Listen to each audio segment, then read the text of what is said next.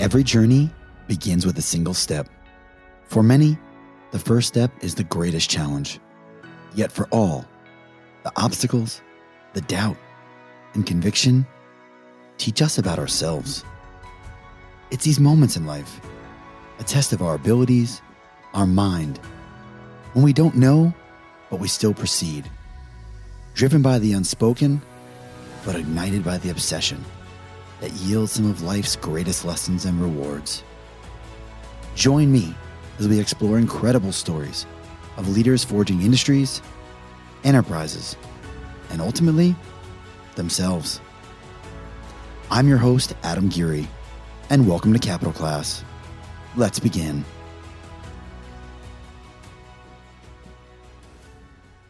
Classmates, we often explore the journey of an enterprise, the grit, the challenge, the success of building a business. However, on today's episode, we're featuring a cornerstone player in the American education system, an organization sometimes known for its affiliation with a Shark Week, but always revered as a high-quality digital content platform. What's helped make this organization distinctly different is their commitment to teachers, the very role our guest began his journey as CEO on. On today's episode of Capital Class, we are joined by Scott Kinney, CEO of Discovery Education. Scott, welcome to Capital Class. Thank you for having me. It's great to have the conversation today. Yeah, it's not often that I meet a lot of CEOs that at one point put on their lanyard and walk to the front of a classroom as they're like the beginning of their career. And that strikes me because that's how I started my career. So what grade did you teach? So I was actually, my first job was as a technology coordinator in a small school district in Western Pennsylvania. So it was funny. Like I shouldn't say my first job. My first job in college was actually working on a school system. So I was pulling wires for like satellite teleconferencing, pre-internet. And then what I would do at Sharpsville when I was there is I'd moonlight at the Penn State branch campus and then at Kent State. So I'd teach both higher ed and undergraduate while I was there. So I've been in public education I started in public education in the early 90s and have been doing it ever since here at Discovery for the last 19 years. I looked at my offer letter the other day, and as of March, I'll be at Discovery Education for 19 years. Now, we're going to talk a lot about Discovery, but you started, from what I understand, with the mission of helping to develop a teacher network. Yeah, Discovery for sure. I was passionate about professional development and the role educational technology could have. I've always had this feeling that the way we could scale what we know about good practice in education was through the strategic use of technology. And so early on in my career, I fell in love with it. I was actually I was math ed to begin my career, and then kind of got hooked on like I said, when I was in college, I was doing some work at the local school system part-time and working on Apple IIe's and satellite teleconferencing and kind of early technologies in education, and just fell in love with it. Like fell in love with what it could do for kids, fell in love with the access it gave teachers and how to engage students and how to deploy what they know about good instructional practice. And so I've been doing it ever since, almost 30 years now. Your business has humble beginnings. If I've done my research, it started off with videos. And now it is a repository of millions and millions of like high quality digital content that teachers are using every single day across the globe.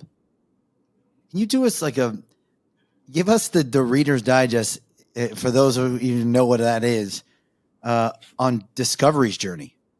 Yeah, well, I'll tell you a funny story. My first job, as I mentioned, I was a technology coordinator at a small school district, K-12. It was like 1,200 kids. And I was the first technology coordinator the district had ever had. And I promise I'm getting to your question, maybe a little bit longer than you'd hope. But I often tell the story internally that my first day I was working for the assistant superintendent. He gave me a tour of the district, took me out to lunch, and then after lunch showed me my office and said, "Now do whatever it is you do here." And there was a big stack of papers on my desk. And so clearly what had been happening was for about 6 months while they were searching for this role, anything to do with technology just went on the stack of papers. And I'm rifling through it. And in that stack of papers was a 56K grant to the internet. And so in the early 90s, had the great fortune of bringing the internet kind of into schools. It was, working with teachers on how to use email for the first time, and kind of early on, how do you access a website and some online databases. And so what was pretty cool about that, like if you fast forward to where we are today, we deliver about 1 million learning objects every day through the internet. So it's kind of cool to see the arc of my work in education, from kind of bringing that pipe into schools and starting to think about, I'll tell you another funny story. As part of that work in Sharpsville, a good friend of mine was a high school principal, and we literally would have conversations about, hey, you think this internet thing will ever really have an impact on education? So it's super cool to be at Discovery Education, where we're delivering so much learning over the wire. But to your question, we started off as a video on demand service, and so when I was my kind of second job after Sharpsville, I went to an IU in Pennsylvania, so a regional service center. For folks listening, lots of states have them, regional centers in Texas, intermediate units in Pennsylvania, BOCES in New York, where we kind of serve between the state and the districts and provide consortium services. And one of the services that we offered at IU 21 was a media lending library. And so I had 6,000 videotapes and DVDs and 2 van drivers. And we had little tubbies. And if a teacher wanted a video, they would fill out a form and they would send it in interoffice mail, and we'd send the video in a van 2 days later. And as we got more sophisticated, we'd do an online form or an email submission. And so what United Streaming did early on was they took those videos, they digitized them, they aligned them to state standards, and delivered them over the internet. I mean, think early on, probably a decade before Netflix became popular in the commercial space, Discovery Education was doing this with educational videos. So a really cool beginning to the kind of the story of Discovery Education. In the early days of the internet, the web 1.0, right now it's all titled about these errors. What was considered cutting edge? Yeah, it was the ability to do it at all. It's funny, when I first started working at in college, my first job was at a place called Central Columbia in Bloomsburg, Pennsylvania. And I remember when the internet first came to be, I would want to download, and Disney would put their trailers on it, and it was The Lion King. I remember very specifically, they put the trailer of The Lion King online. And if you clicked the button and started the download, and if overnight, and if no one called you, because if you had call waiting and it beeped, it would knock you off the internet because it was just a modem connected to the phone line. Oh yeah. And so don't pick up the phone. No one called. Yeah, don't touch that phone. And if everything worked perfectly, the next morning you'd have like a 60-second video to The Lion King, which was stunning back then, right? And so I think about that, like that evolution of, to your question about like what did it look like back then? What was special about it back then was, even early on, United Streaming and the company United Learning had great technology around, like you could download it if your bandwidth wasn't good, you could stream it at different bit rates. Now all that's done automatically, right? Like now you don't have to worry about that. It kind of seamlessly happens behind the scenes. But at the time you could say, I want a lower quality video because my internet's not so good. Or I want to download it because as a teacher, I know that like I'm not going to rely on the internet during the school day, but I really want that asset. And so those were some of the cool things that they did early on. And the other one was just aligning it to standards. I mean, it seems natural today, but 20 years ago, that was a little bit novel, and people were pretty excited about being able to go by standard and search for different resources they could use with their kids. And when you think about where the internet is now, and more so the kind of rapid conversation you hear about VR and Meta, and as a business leader, I mean, are you thinking about those, or are they too nascent? I mean, what's your forecast on where we're heading? No, I think we kind of, at Discovery Education, I think we always have to think about like, how do we utilize emerging technologies in a way that can support good teaching and learning? And so, when we created our video on demand service and United Streaming back almost 25 years ago now, like that was really cutting edge, and it was disruptive to the landscape. And the technological infrastructure wasn't quite ready for it, and not all teachers were quite ready for it, but certainly we brought folks along. Almost 15 years ago now, we delivered the first digital textbook that went in through an adoption in the state of Florida. So we're constantly thinking about like, how do we think about new technology? So we actually have a sandbox AR VR app that's available in the App Store for free for educators, where we're not exactly sure what the role of AR and VR in education is, but we want to continue to look at it and continue to put it in the hands of great teachers who will tell us a little bit about how it might be deployed in the future. And then I'll tell you, like Adam, I just got off a call earlier today. Like OpenAI is fascinating to me. Like how can we leverage that? And you're seeing it in some small startups who are kind of basing their business on OpenAI. So we're thinking about that. Like, how do we think about the development of content in a world where you have things like OpenAI and ChatGPT? How do we leverage that for good? And how do we leverage that as a business in a changing world? So we're constantly trying to innovate and think about how do we look at the landscape and leverage these technologies. And at the same time, when we go to market with something, we also think about like, how do we make sure this is adoptable at scale, right? Like, how do we make sure that we work with an LA Unified, we work with a Miami school district or Miami-Dade. How do we think about implementation at scale and making sure that our services are as easy to use as possible for classroom teachers? Because we don't want to burden them any more than that they're already doing in their incredible jobs. I think one of the challenges, as I see it, now at your size, you have to have the ability to deliver uniform, right? There's got to have that same experience wherever you are, however you're using your tool. With the VR and the meta, just kind of, we'll call it that whole industry. Some of the conversation is it's like, oh, this is going to be, it's going to all go this way, right? Everything's going to be there. And I don't know if that's the case. As I've spoke about this on previous episodes, we did a working group and we have an entire space and we got the team headsets and we started working in the metaverse. And will it supplant in person? Not yet. But did it have is it a role, right? Could it be an offering? Could it be something that would have supported the business that I'm in, right? And I think that we're seeing a lot of like almost immediate whiplash on OpenAI around like ChatGPT. It's going to take over. There's going to be constant plagiarism. At the same way that ChatGPT has evolved, there will be answers for this, right? I'm of the age when Turnitin was like a thing. You'd write your essay. It's still a thing, by the way. Well, I mean, more like it was cutting edge, right? There was people that turn it in, right? Like you would take your written essay, and they would submit it in, and there would be like these. Here's where all this references came from. You were sweating bullets sometimes, like, well, I've got the same reference on Abe Lincoln, just like everybody else did. But I guess to my broader point that I think a lot of these emerging technologies, they're not going to immediately upend, and there will be no teacher in the front room. Everyone will be wearing a goggle. But could it have a role, right? Could it supplement? Could it enhance? And will there be certain learners that thrive and certain learners are like, that's not for me?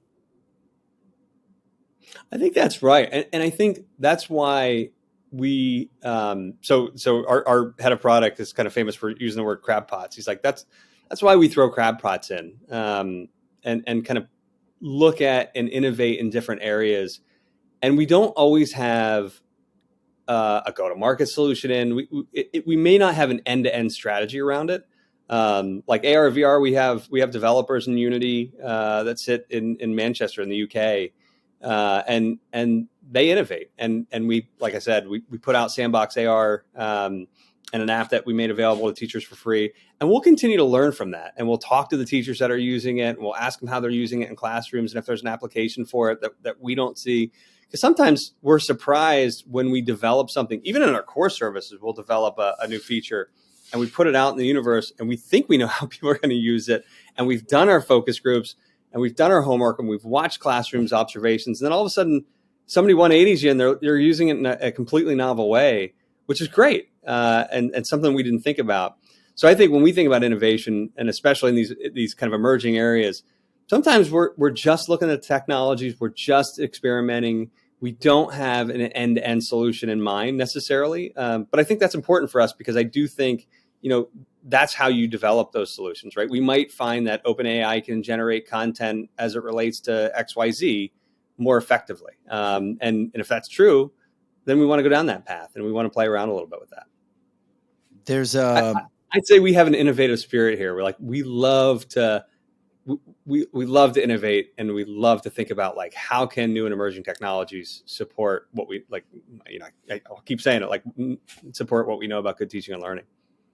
If I had to give you another compliment around that, you've done an incredible job about acquiring very careful pieces to your business that continue to expand the stack. And I think especially in the last 2 or 3 years, the acquisition was coin of the realm. I mean, everybody wanted to be acquiring or in some form of the M&A space. And yet you've really been intentional about buying offerings that you feel are moving your business, right? And so I guess part of what I'm interested in is, how are you evaluating those opportunities, right? Like where does that fit in line with either, is it growth? Is it client service? Is it a crab pot, right? Like where's your mind go there? Yeah, there's a couple of things we look at. Like one is are there features or functions we think we can use to support kind of our current services? Like our AR VR development shop out of Manchester was an acquisition for us. We purchased an interactive quiz function that we could tie to any digital asset within our platform, so that people can stay within that and build formative assessment around digital assets that we launched. And then, but I think when most people think acquisitions, they think new services or new products. Candidly, when we look at kind of through that lens, this sounds pie in the sky, but the first thing we think about is that a product we wish we'd have built ourselves? And so I'll give you a great example of that. Like Mystery Science was one that we acquired. I think it was in 2020, a couple of years ago. And the first time I got on a call with Mystery Science, it's our first view on that isn't financial. It's not, what do the synergies look like? It's are we envious of this product, and do we wish we'd have built it ourselves? And so if it passes that, then we'll get to the other stuff. And that was one of the cool things about Mystery Science. The first time I looked at it, I was on a demo and I Googled Mystery Science and I started reading what teachers were saying about it. And I fell in love. Like, it was literally on the first meeting. I'm like, this is an asset that I just absolutely love. Like, teachers love it. They're saying great things about it. People love Mystery Doug. People love the content. Incidentally, it's a great business. But that wasn't the first thing that I noticed. I noticed at first, like the teacher affinity for this service. And then we look at things like the people and the culture within the company. Is it a good fit? We look at, like, what's the purpose? Like, what's their mission? And then ultimately, like, are they making a difference? Like, is it something that we'd be proud to put in front of the partners that we work with across the world and stand behind? And so if all those things become true, then we'll try and work out the economics and see if it makes sense for us as a business. When you roll those businesses in, is there ever a fear of, like, the very unique culture that they've built, whatever it embodied for them to create a Mystery Science, thriving under something that is probably more organized or more structured than they're accustomed to? How do you solve for that? Yeah. So always a concern, right? So we have, we literally have a VP of people and culture that we included in our M&A process early on, because we're so focused on the culture integration, because we know that can be one of the biggest challenges. And so, but I think that the thing that we do that I'm pretty proud of, I was over in the UK. We also acquired a company called Doodle Math last year, and spent some time in Bath with that team. And I came out of that, and someone at dinner said to me, like, I'm so pleased with the numbers of questions that you asked us about how we're doing things. And I think our philosophy is, when we acquire a company, it's not about just bringing them into Discovery Education and kind of meshing them into our Borg. It's like, what can we learn from them? Like, yes, we love the products and services, but what are they doing, either from a product development perspective or from an operational perspective or from a culture perspective, that we can take and learn from? And there's always things that we learn from our acquisitions that we end up deploying, like, company-wide. And I really love that about, like, we don't go in thinking like, hey, we're right, and they're going to match us and marry us. We go in thinking like, we specifically want to figure out what is it they bring to the table that they do better than us, and how do we learn from that? And I think just that acknowledgement sometimes is super helpful and puts people at ease, and a little bit turns the table and puts a little pressure back on us to make sure that we're constantly getting better. We use a term strategy is called laboratory culture, right? Which is when a scientist is in the lab, if they try 100 things and they all fail, that's part of the process, right? That's a brilliant scientist. Yet somehow in the work world, right, if you made 100 mistakes, you're like a failure. And I don't know where that started. That could probably be a whole episode, but it sounds like you've embraced some of this, which is to say you guys are out there, you're looking for those lessons. You're trying to find what makes these really interesting companies successful and then embed it into your own business. Yeah, we have something called our North Star, and there are 4 components to our North Star. So I'll just talk about one that's kind of related to this. So the last component is invest in our future. And so first and foremost, our investing in our future means investing in our people. And so we talk about kind of talent management as a core component of that. But underneath that are like emerging initiatives and things that we're investing in as a business that aren't going to have a financial return in the near future, but that we're thinking about, like, what are those things that we're going to invest in 2023 that we think will have a disproportionate return in 24, 25, 26. And I'm really candid about that. Like, there are like 4 or 5 initiatives under there that they're not all going to work. I mean, to your point, it is okay to swing and miss. And if it's not okay to swing and miss, like, we're just never going to innovate. And so one of the things we talk about is like, listen, all 4 or 5 of these are not going to knock it out of the park. It's not even the point, right? Like, we think 1 or 2 might, and heck, I hope 4 or 5 do. But it's okay to swing and miss, and I think that's got to be part of our culture. And so, like, I'll often stand up and talk about the things I've swung and missed on, right? Like, hey, I developed this one time. Like, what a disaster that was. But you know what? Like, I'm still standing. When we first met, I took that away from our time together, right? Like, your hubris is like right on your sleeve. Like, you're very comfortable with the fact that, like, you're a human, not just a CEO. And I think a lot of CEOs, we end up in this situation of we must know everything, right? We sit around with all the answers. And I think the reality is that we're comfortable with the unknown. And some of that unknown means, like, you have to be willing to just, to your word, take a swing and miss. Like, and it happens. It's just, and I'll use another phrase we talked about, like, you're not betting the farm, right? And that lets you protect your people, which you've mentioned several times on today's episode. But it still allows you to be in a spot to try new things. And some of those new things are what will make the company survive in the future. You just don't know it yet. 100. Yeah. I mean, at some point you're going to swing and hit TechBook, right? And it's going to be a line of business that you never expected to take off the way it did, or you're going to score a partnership with the Minister of Education in Egypt and have almost a decade-long relationship and do a lot of good in a country in the Middle East. So I think there's, like, some of those swings and misses are going to be swings and hits, and you're going to knock it out of the park. And I think that's what's exciting about the work in general. As we leave this, I will say, oh, sorry, go ahead. No, you go ahead. I was going to say, I will say, like, it's funny you brought up, I think sometimes people feel like they have to be the smartest person in the room. I remember a conversation I had with an employee once who said something to the effect of, but Scott, like, I hate my manager. And I'm like, well, why do you hate your manager? And they're like, well, I know more than they do about X, Y, Z. And I said, so-and-so, like, you should. Like, in my team, right, I have a head of communications and a head of sales and a head of marketing and a finance. Like, I shouldn't know as much about their job as any one of them, right? Like, they should all be smarter than I am, and they should all know more about their functional area than I do. And I feel like that is how you build great companies, right? Like, to me, in this sector, the best teams are probably going to win. And so my job, like, as I boil it down, if people said to me, like, what's the most important thing you can do? It's to build the best team around me I can possibly build. Like, I don't have to be great. As long as everybody around me is great, then I think we're going to win. This is a bit of a challenge question, but I'm going to ask it anyway. I mean, you see a lot of companies. I know you do, and I know DE's very active in that market, and you see a lot of people. I mean, you have a big business. What's the one thing that you're shopping for when you're trying to add to your team? Like, what's that one characteristic, either be it within a company or a leader? And that may be oversimplifying it. Yeah, one's a tough one.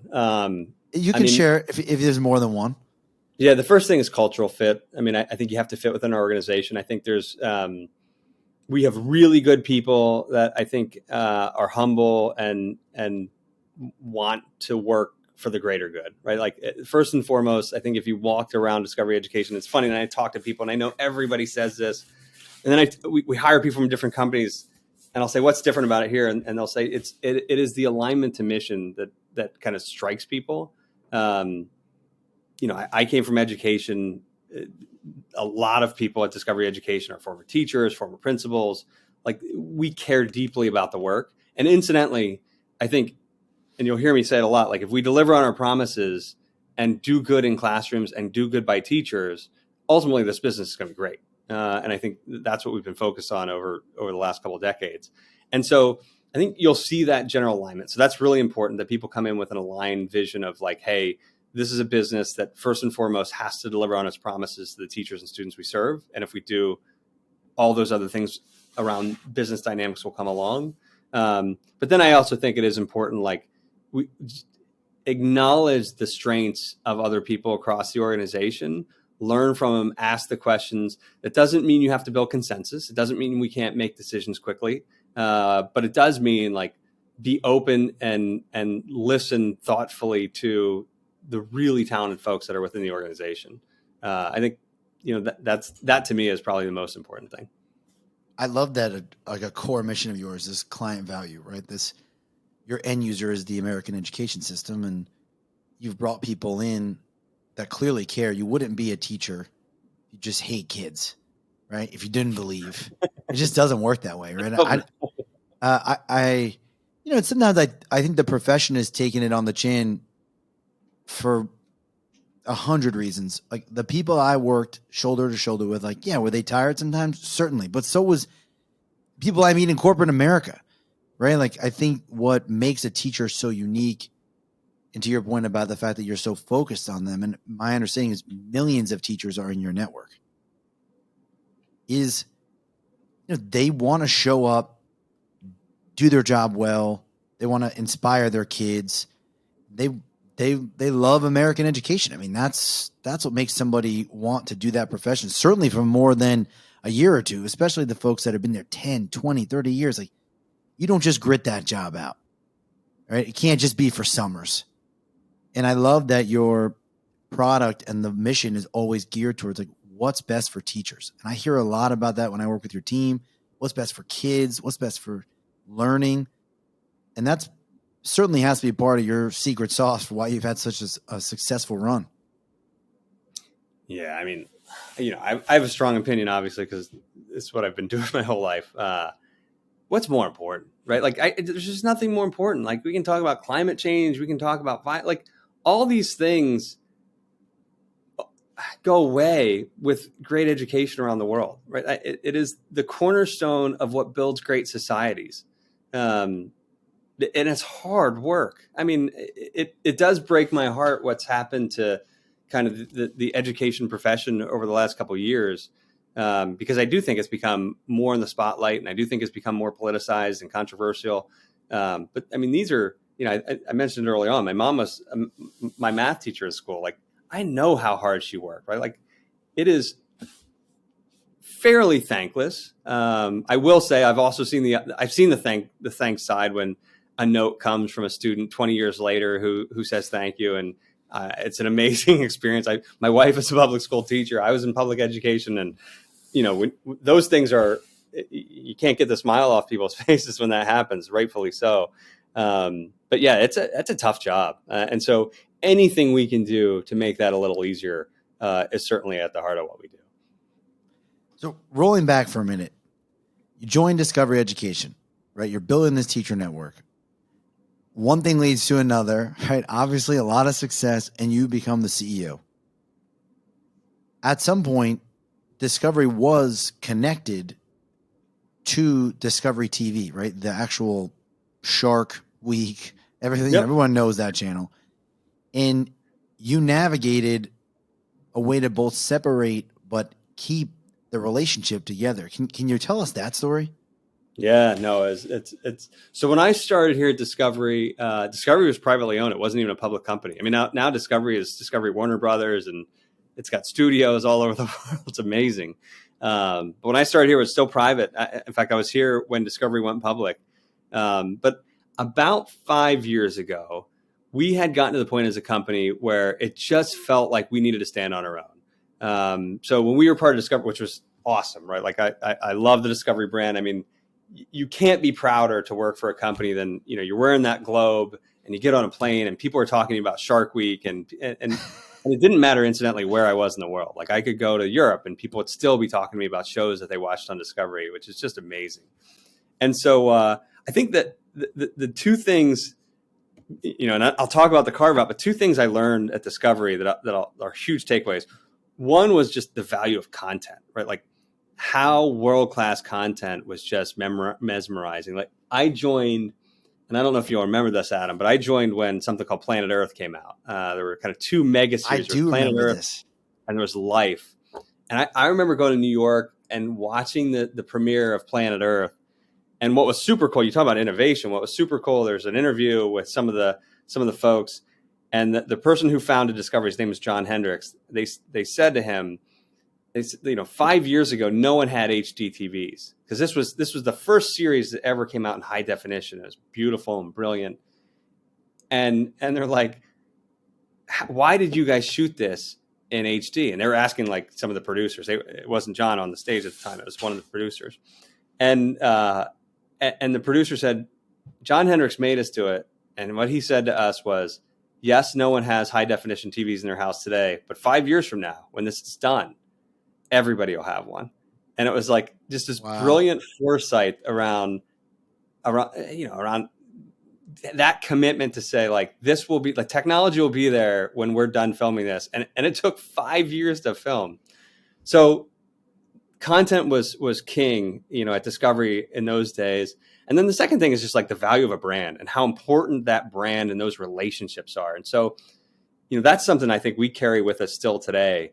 But it got to the point where it was pretty clear, like we needed to get to a position where we could make decisions every day on what was good for an educational technology company. And at the time, a pretty small educational technology company in order for us to scale. And so certainly with the permission and advocacy of Discovery Communications, we spun out. We ended up working with a private equity company called Francisco Partners to help us carve out, because it was super interesting.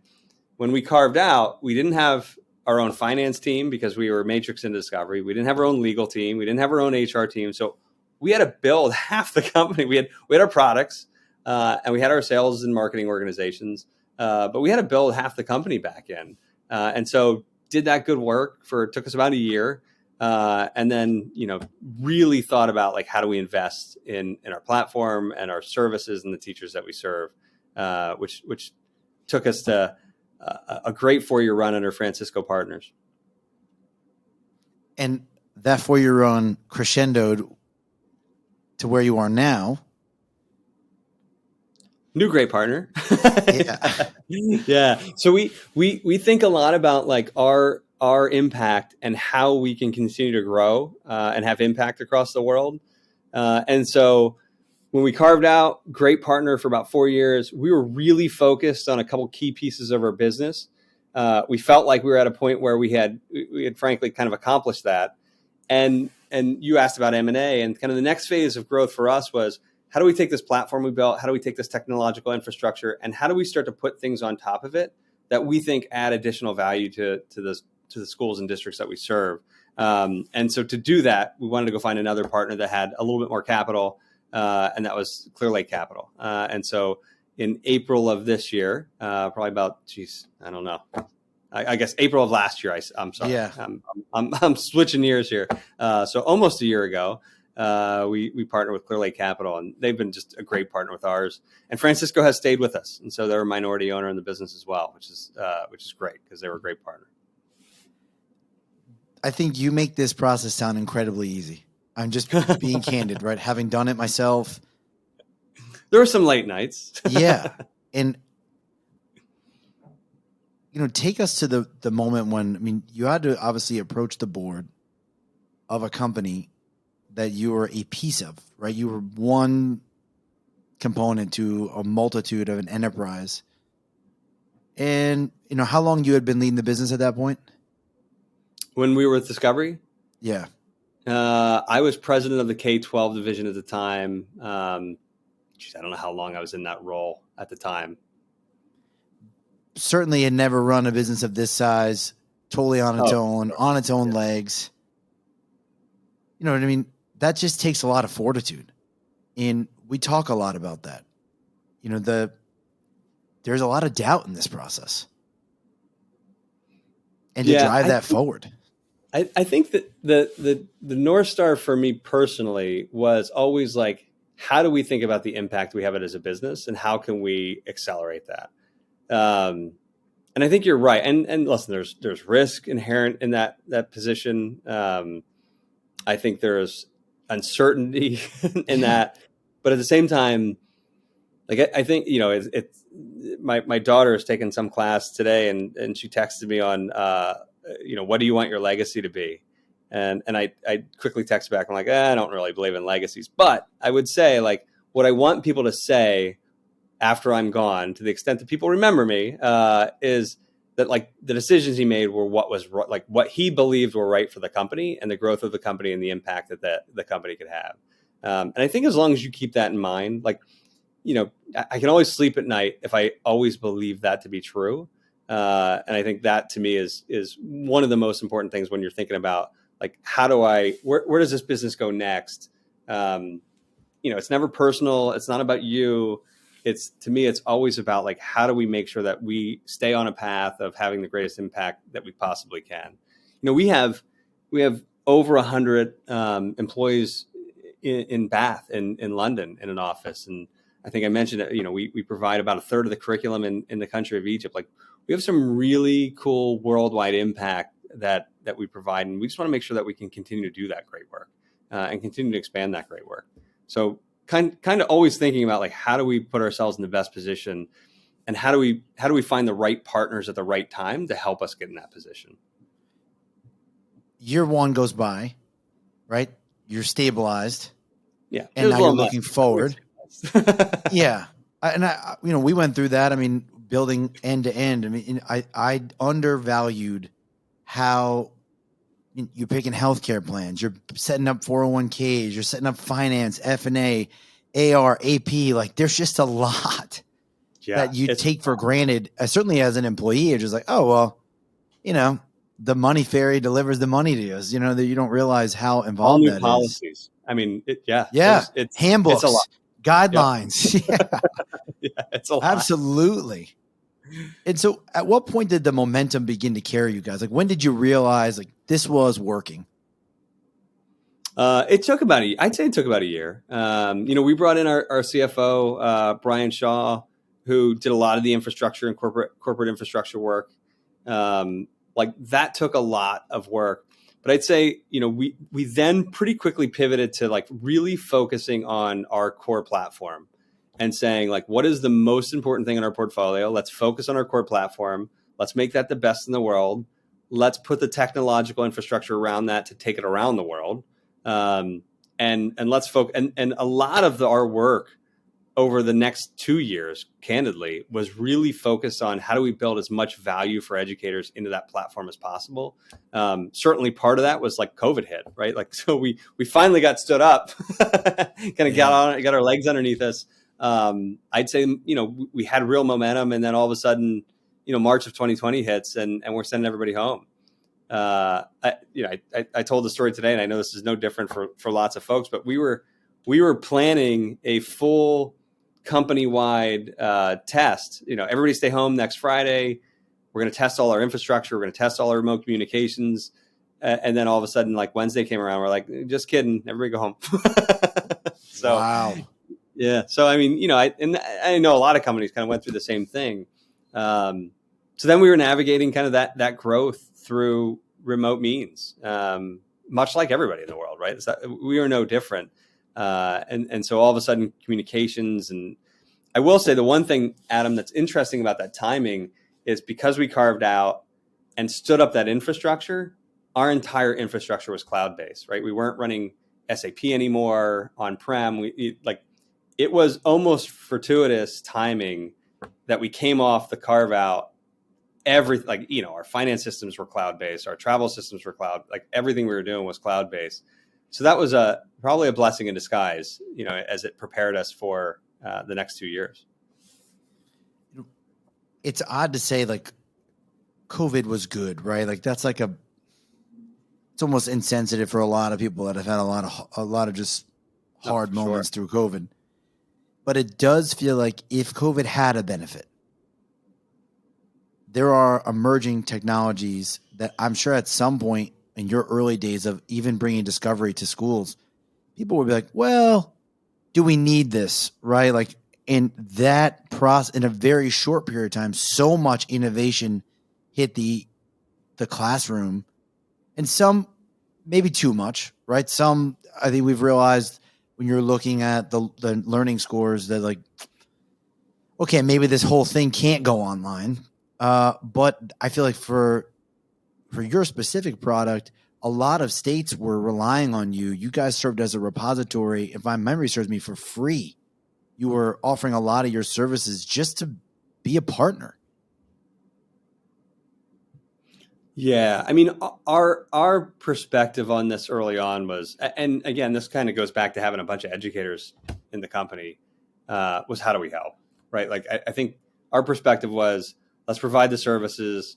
We did, even beyond that, we did thousands of hours of professional development on webinars on how to remote teach. I mean, I think that was one of the biggest shocks. It wasn't just the materials, but it was like, oh my God, how do I do this? Right. I have 25 kids or 30 kids on a Zoom now. What does that look like? And we have people that are very, very good at that. And so we did webinars, we did conferences, like all remote. So it was pretty cool people were tired. People worked. And again, like I know teachers did this too, but it was cool to see like internally, people worked around the clock trying to support teachers because that's just who they are. And I've always said that at Discovery Education, I'm always most proud of our company and our people in times of crisis, because it's when people really band together. It's almost, it's the virtual locking of arms and being like, no, we're not going to let this beat us. And we're going to support the schools and the districts that we serve. And it's always cool to watch. I've seen it a couple times since I've been here, and it's just, it really is inspiring. I mean, it's also humbling when you look at like just 600 people kind of working in concert to support a global pandemic, and the difference in teaching. So yeah, it was an interesting time. And to your point, I think, certainly I agree. It's not anything that you'd hope. What it did for us was probably different than what it did for most people. I think part of that is like we're a 20-year-old company that's been growing kind of along the way. So we weren't a newcomer that had this spike and then, is kind of now seeing a reeling back. I think we've seen pretty consistent growth. But I think what it did for us, and more importantly, what it kind of did for the industry, I talked about like that Florida textbook adoption a while back. So at the time, I was actually the person that presented that to the State Board of Education in Florida. Sorry, wow. My lights just went off. And I remember talking about like the benefits of digital textbooks. And I remember the time there was an oil spill off the coast of Florida, and I can't remember which one it was. And I use that as an example. I'm like, tomorrow in our textbook, like you're going to have video on that. And you're going to have assets that are aligned to standards that talk about that. Your textbooks, that's going to be another 8 years before you see that. So I think even then there were great benefits to digital. But at the same time, like the common things that people would say are things like, my bandwidth isn't fast enough. I don't have enough technology to access this. Like my kids don't have laptops, or my teachers don't have enough technology, and my teachers aren't ready. Like those were the common three things that we hear pretty consistently, all fair, right? A decade ago or so. And I think as you look at like what COVID did, was it really mitigated some of those things. And so, almost every district in this country has high-speed broadband. one-to-one became nearly ubiquitous as a result of COVID. And every teacher in this country is using technology and digital tools to reach students. And so I think that's really where the opportunity is. The opportunity now is a lot of those barriers are gone. So now how can we as an industry start to think about what are the greatest technologies, tools, what are the most impactful, what are the things that make a difference, and how do we deliver those to teachers at scale? I mean, clearly you've made incredible growth in that space, right? I mean, you're teaching millions of kids every day because those teachers believe, right? Your end user believes in what you do. Scott, when you think about 19 years at a same, that's like unheard of, certainly in the new world, right? It's this idea of like ladder, but you've went the other way, right? You just went deeper and deeper within a business that now you lead. And for a lot of entrepreneurs, they begin to embody their business, right? That's almost part of their identity. I feel it at times, right? And it sometimes makes it hard to turn off, unplug. What's the you that people don't see? I'll be painting my face on Sunday at the Eagles game. All right, I won't paint my face, but I will be there. Listen, I think that to me is, first of all, I don't do probably a great job at separating the two, because it is so like it is part of my fabric, right? I love this company. I've been here a long time. I love the people in it. Like you inherently have friends as a result of that. People talk a lot about kind of the disconnect, and I understand that, but I'm not great at it. And that's okay by me. Like, I'm okay not being great at it because, this is a place that is part of the fabric of who I am. I've been here long enough. The part that when I do step away, it's family, right? I have 3 kids that are in college, and, hanging out with my girls and either going to a football game or going to a long weekend vacation with them. I have two 19-year-olds and a 20-year-old, and I'm extremely fortunate that they still like to spend time with me. And so I'm gonna soak it up because I know at some point it'll come to an end. So I'm gonna soak it up while I can. And then, like I said, still a pretty big football fan. My wife and I are gonna head to the Eagles NFC Championship this weekend. So hopefully that'll turn out in the most positive way possible. Well, I wish you nothing but the best. I have no dog in that fight. Scott, along those lines, right? My understanding is you enjoy running. And I bring this up not because it's super valuable, but in the way that, like, is that your way of kind of like clearing your mind? Is that how you find that sort of solace from the constant, which can be, the phones can be constant, emails constant, right? The urgency culture, which from my own vantage point, my mind dictates my decisions for my business. And so being careful to not fall victim to the urgency culture is really important. And so I'll say from my own world, right, there is a rhythm that I've followed to get my space. And I like to just prod entrepreneurs a little bit on this, because I certainly believe your family, and no doubt going to Eagles games, great. But like, how do you quiet the mind? How do you find that time for you to make these contemplative decisions, right? Like, you bought a business with people that relied on you, with your own family relying on you, and then build that business to where it is today, to transact again.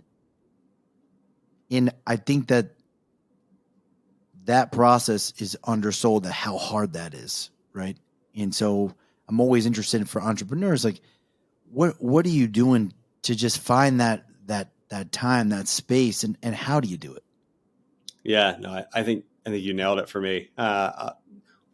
It's a little bit of quieting the mind. It's a little bit of solving problems. I find if I have something I'm grappling with and I can't get there, like, I'll go for a 5-mile run and just roll it around in my head for an hour, and it's fascinating how many times I can get it on a run.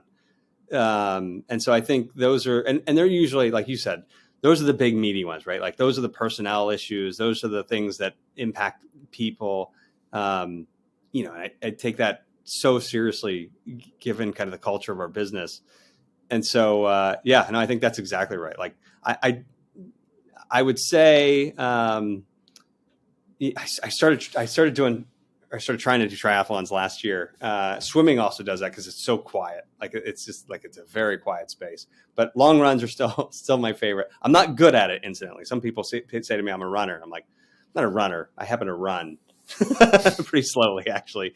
And then when I'm on the bike, though, I do pay attention. I do find if I let my mind wander there, I'm just going to get in trouble. So I try and pay attention to my surroundings. But I'd say you nailed it. That is kind of the time where I can kind of shut it down, turn the phone off, and kind of really roll around the tough ones. It's a common thread for almost every CEO we've had on this call that they have their time, right? They have carved out a time, which is counter to what I think people believe, where it's constant, right? Your two phones, you got assistants jockeying your calendar. Those are times when I'm the least effective, right? The times I'm the most effective are quiet and contemplative. And I think that for a lot of leaders, it's important to hear that that's not only needed, it's what your peers are doing to grow themselves and their enterprises. Yeah, it's also interesting. So if I'm not rolling a problem around in my head, what often happens is the next stop is I'm calling somebody like on our product team, bugging them about something I think we should be building. People don't love that one. Yeah, you can't see it in my office, but I take the big white paper now, you kind of giant stickums, and I have them all over the office.